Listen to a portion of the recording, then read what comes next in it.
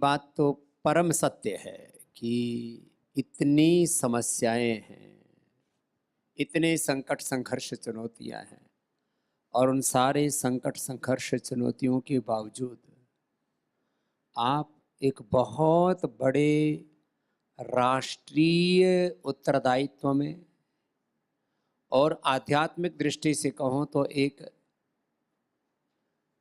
ईश्वरीय उत्तरदायित्व में, उसको धर्म की दृष्टि से कहूं तो ऋषि ऋषिकाओं के वंशधरों के नाते, अपने गुरुओं की परंपरा के संवाहक होने के नाते आप एक बहुत बड़े उत्तरदायित्व में लगे हो।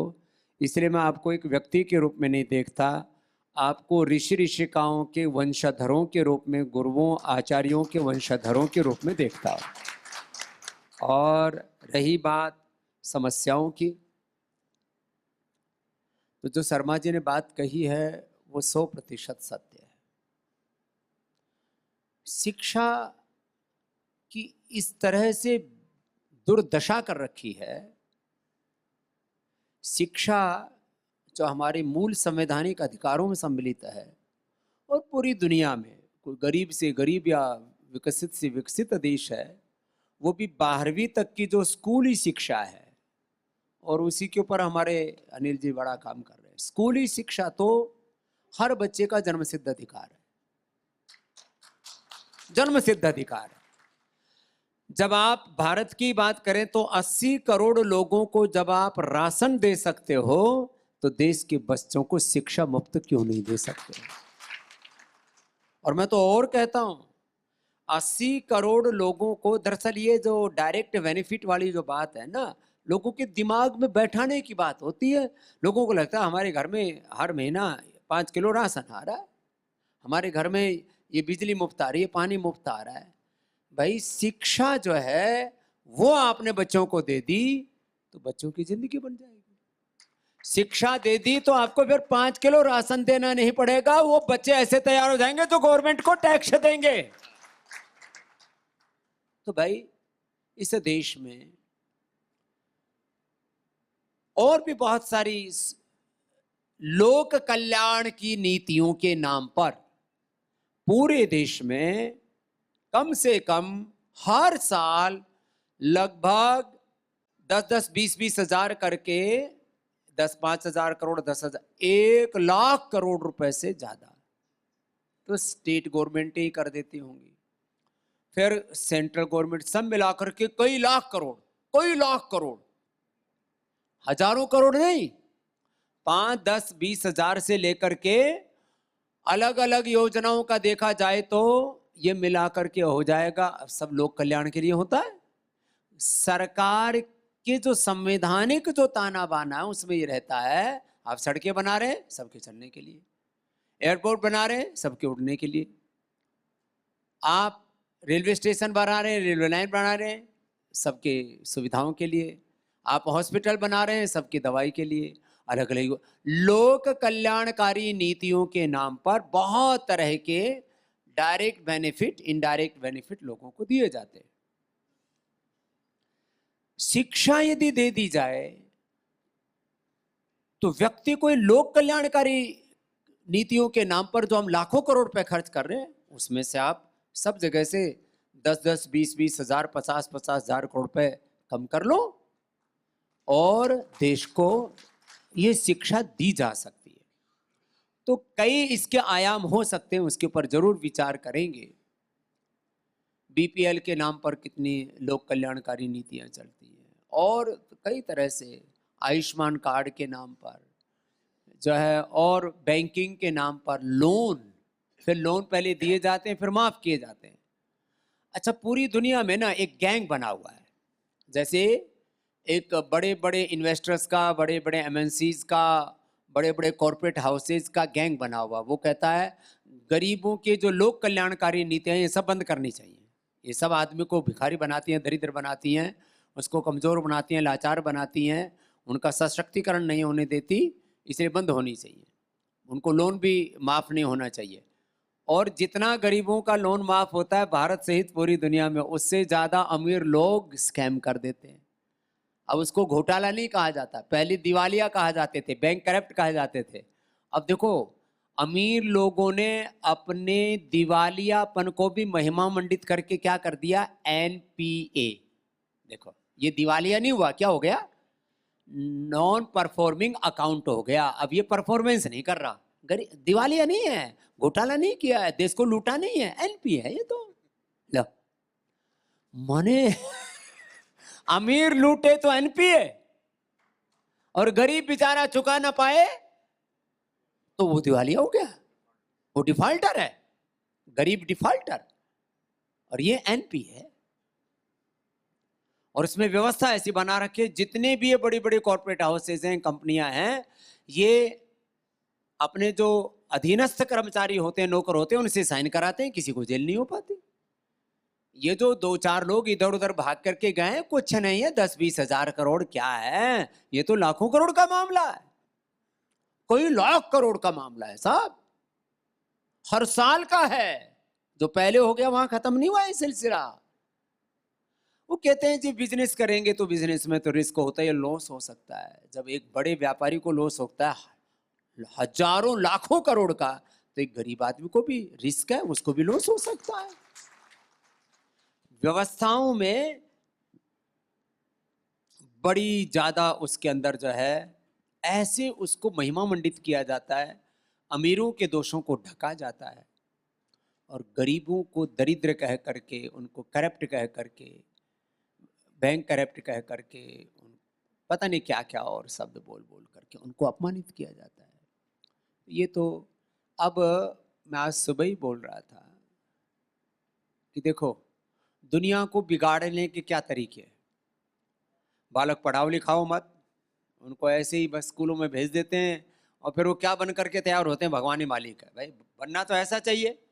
भाई आपके सामने स्वामी रामदेव भी बैठा है, जो 5वीं कक्षा तक तो 1 रुपए भी नहीं लगा, गवर्नमेंट स्कूल में पढ़े हम लोग भी, 6ठी कक्षा में 2 रुपए लगे, फिर गुरुकुल में फिर निःशुल्क पढ़े, और आज पूरी दुनिया की शिक्षा व्यवस्था को बदलने का सामर्थ्य हमको भगवान ने दे रखा है। तो पढ़ाई तो ऐसी होनी चाहिए। इधर हमारे सिंह साहब भी बैठे हुए हैं, सरकारी स्कूल में पढ़े, हिंदी मीडियम में पढ़े, बाद में इंग्लिश भी पढ़ ली, बाद में आईएएस ऑफिसर भी बन गए, सब कुछ हो गया। आपके सामने हमारे शर्मा जी भी बैठे हुए हैं। ये चाहते तो मैंने पिछली बैठक में भी कहा था, पहले तो बनते ही एमएलए, फिर बनते मिनिस्टर, एमपी, जो भी बनना चाहते बन सकते थे, लेकिन शर्मा जी आप कभी भी ना राजनीति का सपना मत देखना। आप जो काम कर रहे हो ना, वो किसी भी एमएलए, एमपी और मिनिस्टर से बड़ा है। बट डायरेक्ट कोई चीफ मिनिस्टर की या प्राइम मिनिस्टर की वैकेंसी आए जब तब देख लियो। बाकी सच बोल रहा हूं, हंसी मजाक की बात अलग है। हमारे अनिल शर्मा जी 100 एमएलएओं और कम से कम 10-20 मिनिस्टरों से बढ़ करके काम कर रहे हैं। जोरदार अभिनंदन है। देखो ये बड़ाई की बात अलग होती है कि भाई किसी की प्रशंसा कर दी, ऐसा नहीं, ये एक यथार्थ है। मैं जिस बात को कह रहा हूं, दुनिया को कैसे लूटा जा रहा है। देखो पढ़ाना लिखाना है नहीं, माँ बाप का अपने माँ बाप बहुत तपस्या होनी चाहिए तब बच्चों का निर्माण कर सकते हैं। बच्चे पैदा किए नहीं जाते, बच्चे पैदा हो जाते हैं। अब एक्सीडेंटल चाइल्ड बोल रहे हैं अंग्रेजी में हमारे सिंह साहब। अब देखो मैं आपके लिए बात नहीं कह रहा हूं, और किसी पर लागू होती हो तो लगनी सी की दिक्कत है। बच्चे पैदा कर नहीं रहे, बच्चे पैदा हो रहे हैं। बच्चों को हम तैयार नहीं कर रहे। बच्चे तो बड़े हो गए, पैदा हो गए तो बड़े हो गए, बड़े हो गए तो जवान हो गए, जवान हो गए तो फिर भाई फिर ताकत आ गई, ताकत आ गई तो फिर इधर उधर मतलब पगलाए फिर रहे। हमने बच्चों की परवरिश कहो, बच्चों का निर्माण किया नहीं। बच्चे तो उम्र के साथ बड़े हो गए, हमने निर्माण, अधिकांश लोगों ने बच्चों का निर्माण नहीं किया। निर्माण करते तो रामकृष्ण जैसे तैयार होते, चंद्रगुप्त जैसे तैयार होते, चाणक्य जैसे तैयार होते, ऋषि ऋषिकाओं, वीर वीरांगनाओं, चंद्रशेखर, राजगुरु, सुखदेव, भगत सिंह जैसे तैयार होते। निर्माण करते तो फिर तो महान व्यक्तित्व तैयार होना चाहिए। तो बच्चे पैदा करने नहीं आते। बच्चों का निर्माण करना नहीं आता। फिर बच्चे बड़े होते ही अच्छा संविधान में जो करना चाहिए वो कुछ नहीं देखते। अब बोले या इसके 18 साल की उम्र हो गई, तो ये बात सब बच्चों को पता है, नाउ आई एम एडल्ट। क्या है? मैं अब वयस्क हो गया हूं। इसका मतलब आई वॉन्ट फ्रीडम। अब मैं आजाद हूं, मैं अपने निर्णय ले सकता हूं। अकल का टोटा है, पहले बर्बाद हुआ पड़ा है, पढ़ा लिखा है नहीं, समझदारी है नहीं, अकलमंदी का कोई काम करता नहीं, अपना निर्णय खुद लूंगा। तो क्या हो रहा है? एक लड़का 3, 4, 5, 10 लड़कियों के साथ नाजायज संबंध बना रहा है। ये 50 से 80% जगह हो रहा है साहब। आई एम एडल्ट, मैं अपने मन चाह प्यार कर सकता हूँ। प्यार की का पता ही नहीं प्यार क्या है। यही लड़कियों का हाल है। मतलब पहल ज्यादातर किसी तरफ से भी होती है, लड़कों की तरफ से ज्यादा होती है, कहीं कहीं लड़कियां भी।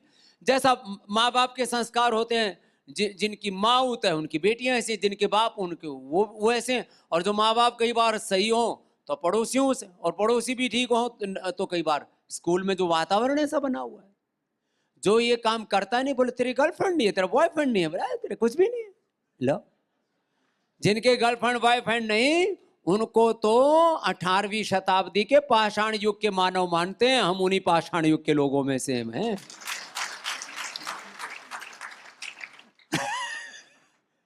हम तो भाई गर्लफ्रेंड बॉयफ्रेंड, हम तो जब सच बोल रहा हूं, मैं तो 50 साल से ज्यादा उम्र की होगी तब मैंने पूछा है गर्लफ्रेंड और बॉयफ्रेंड में अंतर क्या होता है। हम करीब करीब 40 साल से ऊपर हमारी उम्र हो गई थी तब ये हाथ में फूंक मारे। तो मैंने पूछा ये क्या कर रहे हैं? बोले फ्लाइंग किस दे रहे। अब हम सच बोलते हुए, हम गुरुकुल में पढ़े हुए, हमको किसका ही नहीं पता, किसका ही क्यों नहीं पता, तो फ्लाइंग किसका क्या बेरा हो भाई। ये हालत है, बहुत बुरी हालत है बच्चों की।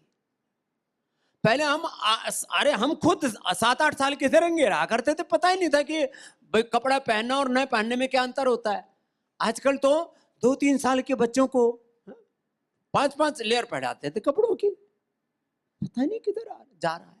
फिर मैं एडल्ट हूं, I want freedom, we want freedom, we want justice. ओ फ्रीडम के नाम पर उच्छृंखलता, उद्दंडता, जस्टिस के नाम पर, न्याय के नाम पर अन्याय। ना अपने साथ न्याय कर रहे हैं, ना अपने माँ बाप के साथ न्याय कर रहे हैं, ना विद्यार्थी अपने स्कूल के प्रति, ना अपने गुरुजनों के प्रति, ना अपने माता पिता के प्रति, ना अपने समाज राष्ट्र के प्रति, ना गुरुजन अपने शिष्यों के प्रति। उल्टा पुल्टा हो रहा है, ना राजा प्रजा के प्रति, ना प्रजा राजा के प्रति। वो सब घोड़ मथोड़ उल्टा पुल्टा हो रखा है मामला। तो फिर बोला ऐसा करो, मौज करो। तो क्या करो? 18 साल के हो बीड़ी पी सकते हो। अच्छा मतलब देखो, कोई चीज 18 साल से पहले खराब थी और 18 साल के बाद अच्छी कैसे होगी भाई? बीड़ी पियो, सिगरेट पियो, शराब पियो, सरकारी मान्यता प्राप्त ठेके, शराब के ठेके की दुकान, लो मान्यता दे दी ठेके को। स्कूल को मान्यता नहीं देंगे, स्कूल को मान्यता देने में दिक्कत है। शराब के ठेकों की मान्यता हर गांव में 5 की ले लो, लो सरकारी मान्यता प्राप्त नशा की दुकान। 18 साल से पहले पियो तो अपराध, 18 साल के बाद में पियो तो फिर वैधानिक, वो संवैधानिक है। ये लो, ये संवैधानिक उत्तरदायित्व, ये कहां से आ गया? फिर कंज्यूमरिज्म, उपभोक्तावाद, ये ऐसी गुलामी की बेड़ियां हैं, आदमी को कठपुतली बना रखा है। कोई आता है उसको नचाता है और हम नाचते। आजकल सिंह साहब भी शब्द का प्रयोग काफी करते हैं, डिजिटल कॉलोनाइजेशन। क्या चल रहा है बोलो? Digital colonisation. ये आधिपत्यवाद, साम्राज्यवाद के, पूंजीवाद के और लूटवाद के, षड्यंत्रवाद के, सामंतवाद के नए तरीके आ गए। पहले आक्रांत आते थे, युद्ध करते थे, लोगों को मारते थे, काटते थे, खून खराबा होता था। अब खून खराबा करने की जरूरत ही नहीं, सब कुछ माल लूट लो, वहीं से चूस लो। किसमें? उसको डिजिटल मीडिया का एडिक्ट बना करके, सोशल मीडिया का अलग अलग प्रकार के जो चैनल्स हैं उनका एडिक्ट बना करके। विधायिका वाले लूटते हैं, कार्यपालिका वाले भी लूटते हैं, न्यायपालिका वाले लूटते हैं, रही कसर जो है जो जिसका जहां दांव लगा वही लूट रहा है। शिक्षा तंत्र में भी, चिकित्सा तंत्र में भी, व्यापार तंत्र में भी, चारों तरफ तंत्र तो होता था, जो व्यवस्था उसको कहते हैं आत्मतंत्र, आत्मा का अनुशासन। शिक्षा का तंत्र, चिकित्सा का तंत्र, राजतंत्र हो, लोकतंत्र हो, एक अनुशासन था। अब इन तमाम तरह के उथल पुथल के बीच में हमें कुछ अच्छा करना है, तो अच्छा कहाँ से होगा, शुरू कहाँ से करें? यहाँ तो जिधर देखो उधर ही आग लगी पड़ी है, जिधर देखो उधर ही विध्वंस मचा पड़ा है, डिजास्टर है। फिर जब कोई बहुत बड़ी आंधी से आ जाए, तूफान सा आ जाए, उथल पुथल से हो जाए, तो बोले डिजास्टर हो गया है। तो ये डिजास्टर, ये सारा विध्वंस, ये कैसे रुकेगा? एक ही रास्ता है, आदमी को सही आदमी बना दो, और आदमी को, इंसान मानव को मनोर्भव जनयादव्यम जन्म वेद का उद्घोष। इंसान को इंसान, मनुष्य को मनुष्यता प्रदान करने वाली कोई प्रक्रिया है तो वह है शिक्षा और संस्कार। आप इस काम में लगे, और इसलिए मैंने पिछली मीटिंग में भी कहा था, मनुष्य का निर्माण ये दुनिया में सबसे बड़ा काम है। बड़ी बड़ी सड़कें बनाना, एयरपोर्ट बनाना, रेलवे स्टेशन बनाना, रेलवे ट्रैक बना देना, बम पटाखे बना देना, मिसाइल बना देना, चाहे वो भारत वाले ब्रह्मोस बनाए, चाहे अब उससे आगे अब जो है छोटे छोटे ड्रोन जो खिलौने जैसे लगते हैं, लेकिन उन्होंने तबाही मचा रखी है पूरी दुनिया में। हथियार बनाना, दवा बनाना, और तमाम तरह के सुपर कंप्यूटर बनाना, ये सारे काम गौण हैं, अच्छे काम हैं, सब ठीक है, चकाचौंध है, दुनिया में चली जा रही है। लेकिन चकाचौंध से दुनिया कभी भी खुशहाल नहीं हो सकती जब तक अच्छे मनुष्यों का निर्माण नहीं हो। तो सारी दुनिया को अच्छा बनाने के लिए अच्छे मनुष्यों की जरूरत है। सारी दुनिया को खुशहाल बनाने के लिए, अपने जीवन में भी खुश रहने के लिए अच्छा इंसान बनने की जरूरत है। जिसके जीवन में जीवन नहीं है, जीवट नहीं है, जिसके जीवन में मूल्य नहीं है, जिसके जीवन में सम्यक दृष्टि नहीं है, विवेक नहीं है, साइंटिफिक टेम्परामेंट नहीं है, जिसके जीवन में अपने लिए, अपनों के लिए संवेदना नहीं है, जिसके जीवन में आत्मनिष्ठा नहीं है, परिवार निष्ठा नहीं है, समाज निष्ठा नहीं है, राष्ट्र निष्ठा नहीं है, जिसके जीवन में ज्ञान नहीं, जिसके जीवन में संवेदना नहीं, कृतज्ञता नहीं, जिसके जीवन में कर्म नहीं, पुरुषार्थ नहीं, जिसके जीवन में सिद्धांत नहीं, आदर्श नहीं, वो कैसे जीवन? कभी सबका स्किल एक जैसा नहीं हो सकता, और एक जैसा होना भी नहीं चाहिए, हो भी नहीं सकता। हर मनुष्य का एक स्पेशल नॉलेज है, स्किल है, उसका एक वजूद है। 99.99% whole souls are equals, all persons are equal, सब एक जैसे हैं, लेकिन सबके भीतर एक ऐसा यूनिक, आजकल ना पूरे जो है फिंगरप्रिंट हो, आंखों की पुतलियां हो, उन सब में एक यूनिक कुछ डिफरेंस होता है, वो बहुत माइनर होता है, लेकिन वो बहुत बड़ा डिफरेंस होता है। सब मनुष्य, कोई हेल्थ में, कोई एग्रीकल्चर में, कोई इंडस्ट्री में, कोई कहाँ अलग अलग जगह अपनी अपनी सेवाएं करेंगे। सबके योग्यताएं, क्षमताएं, पात्रताएं, सबका परिवेश और कुल, वंश, वर्ग, जाति, समूह, जहां से हम आए हैं उसका सबका असर लेकर के हम बड़े होते हैं। सब मनुष्यों का वर्ग, समुदाय, उनका सामर्थ्य, वो सब एक जैसा नहीं हो सकता, कहीं पर भी नहीं है पूरी दुनिया में। सब दुनिया में समानताओं की बात होती है, आंतरिक रूप से आप समान हो सकते हो, सबके भीतर सद्गुण समान हो सकते हैं। मनसा वाचा कर्मणा, आंतरिक सद्गुणों के आधार पर सब समान हो सकते हैं, बाहर की समानताएं हो ही नहीं सकती। बहुत तरह के आंदोलन चले इसके लिए, खून खराबा हुआ है पूरी दुनिया में।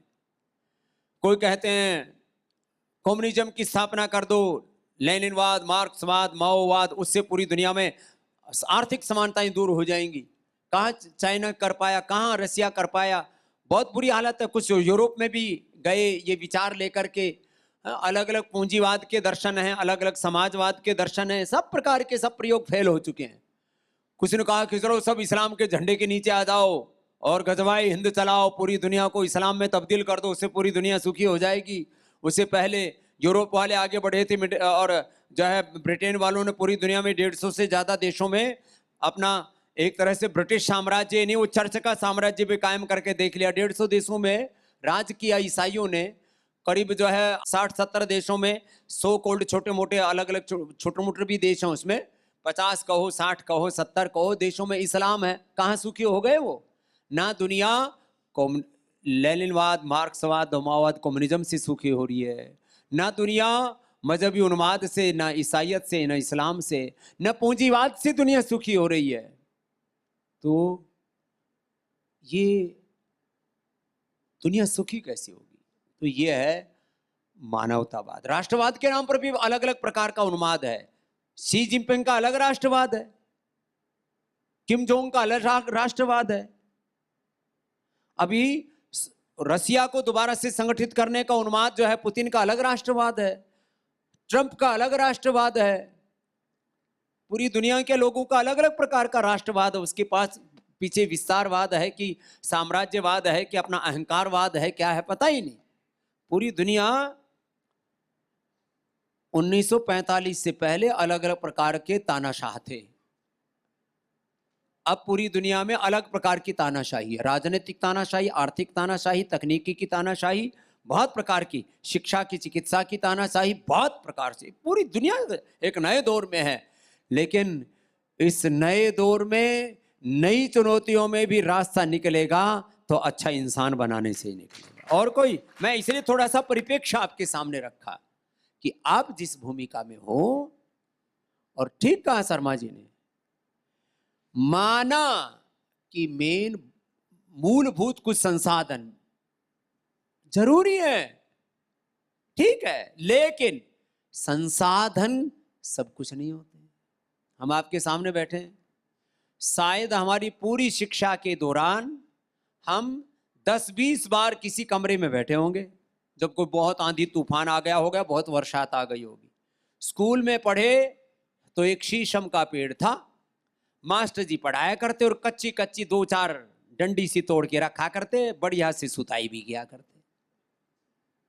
जो हमारे तो नहीं लगी एक भी भाई, पढ़ने में अच्छे थे, सच्ची बता रहे। तो शीशम के पेड़ के नीचे बैठ के पढ़े स्कूल में। स्कूल में जो टूटे फूटे कमरे थे उनमें दिन में चमगादड़, रात को कुतिया बिल्लियां रहा करती, हाँ कबूतर, यही सब रहा करते। कभी कभार स्कूल के रूम में गए होंगे। गुरुकुल में आए तो वहां पीपल का पेड़ था, वहां पढ़ाना शुरू कर दिया। दूसरे गुरुकुल में गए, वहां वड़ का पेड़ था, उसके नीचे बैठ करके पढ़े। कभी बरसात आ गई तो कमरे में सच में गए ही नहीं गुरुकुल में, बरामदे में बैठ के पढ़े। क्या है इसमें? कभी सोचा ही नहीं पंखा क्या है, कूलर क्या है, एसी क्या है। और इसीलिए स्वामी रामदेव को ना सर्दी लगती, ना गर्मी लगती, ना मान की चिंता, ना अपमान की चिंता, बस काम किए जा रहे हैं। ऐसे बच्चे तैयार होते। तो बच्चे तैयार होते ज्ञान से, ज्ञान तो होना चाहिए। बच्चे तैयार होते स्वाभिमान से, बच्चे तैयार होते संस्कारों से। और ये जो शिक्षा, ये जो संस्कार, ये ज्ञान, ये संवेदना, ये मानवीयता, ये उसके भीतर के जो सद्गुण हैं, सद्गुणों की भी एक श्रृंखला है, एक के बाद दूसरा सद्गुण आता जाता है। जैसे एक आदमी दुराचारी व्यभिचारी हो जाए, आचरण से, चरित्र से गिन जाए, नशेड़ी गंजेड़ी भगेड़ी दुराचारी व्यभिचारी हो जाए तो उसमें 100 दुर्गुण आपको मिल जाएंगे। ऐसे ही एक व्यक्ति जीवन में एक सद्गुण को धारण कर ले, उसमें सैकड़ों सद्गुण अपने आप आ जाते हैं। तो मैं तो आज आपको प्रवचन के लिए, प्रबोधन के लिए नहीं आया था। अपनी शुभेच्छा, अपनी शुभकामनाएं, आप जो तपस्या कर रहे हैं, आप सच्चे अर्थों में एक राष्ट्र के निर्माता की भूमिका निभा रहे हैं, राष्ट्र के निर्माण की भूमिका निभा रहे हैं। बहुत बड़ा कार्य है ये। लाख चुनौतियां होंगी, संसाधनों की, जमीन की, कमरों की, पैसे की, बहुत चुनौतियां रहती है साहब। और याद रखना, 90 से 99% प्राचीन काल में, मध्य काल में और आधुनिक काल में, सतयुग में, द्वापर में, त्रेता में और कलयुग में, जहां कम से कम संसाधनों में बड़े से बड़े व्यक्तित्व तैयार हुए हैं। बड़ी सुविधाओं में तो बिगड़ेल बच्चे तैयार होते हैं, बड़े माँ बाप की औलादें। मैंने पूछा एक स्कूल में, अभी सिंह साहब भी बता रहे थे, जो हम आचार्य कॉलम में फैसिलिटी देते हैं, हम हर महीना, पहले हमने शुरू किया था बहुत थोड़े से, फिर देखा कि भाई कम से कम इसकी रनिंग कॉस्ट तो निकल जाए, लैंड कॉस्ट नहीं, उसकी जो है बिल्डिंग की कॉस्ट नहीं, अब हमने ये गुरुकुल आचार्य कुलम बनाया, 500 करोड़ रुपए खर्च हो गया हमारे। कितने? 500 करोड़ का ब्याज कितना होता है साहब? ये तो लगता है, बैंक वाले लेते हैं, मुफ्त में थोड़ी देते हैं। वो भी माफ उन्हीं का करते हैं, लुटेरों का, जो अच्छे पूरा पैसा लौटाते हैं, ब्याज भी पूरा लेते हैं और मूलधन भी पूरा लेते हैं। तो हम तो जितना बच्चों से लेते हैं उससे 20-25 गुना, 50 गुना ज्यादा लेते हैं। कहां? दिल्ली में, मुंबई में, नोएडा में, बेंगलोर में, और तमाम तरह के जो सो कॉल्ड कुछ एजुकेशन सिटी बने हैं। क्या कर रहे हैं आप? जिस पैसे में पढ़ा रहे हो बच्चों को, वहां जो मिडिल क्लास और अपर मिडिल क्लास पढ़ा रहा है अपने बच्चों को, जहां पर एक बच्चा महीने में 10-20 हजार पे कर रहा है, और जो अपर मिडिल क्लास पढ़ा रहा है वो तो 5-5, 10-10 लाख महीने में पे कर रहा है साहब। एक बच्चे का 1 करोड़ रुपए का खर्चा है। हाँ, एडमिशन ही 25-50 लाख रुपए। पहले हम मेडिकल कॉलेजों में सुना करते थे इतना पैसा प्रवेश के समय लगता है। और ये आपको हकीकत बता रहा हूं, ये कोई ऐसी बनावटी बात नहीं है। मिडिल क्लास जहां बच्चों को पढ़ा रहा है वहां पैसा 5, 10, 15, 20 हजार मंथली, और अमीर जहां पढ़ा रहा है 5-10 लाख मंथली। और आप 500 हजार, कोई 2,000 लेता है तो बोलो भाई इसका तो बहुत बढ़िया स्कूल चल रहा है, आपका अभिनंदन है। 500 हजार रुपए में बच्चे पढ़ा रहे हो आप लोगों के, और ये गवर्नमेंट को भी पता है।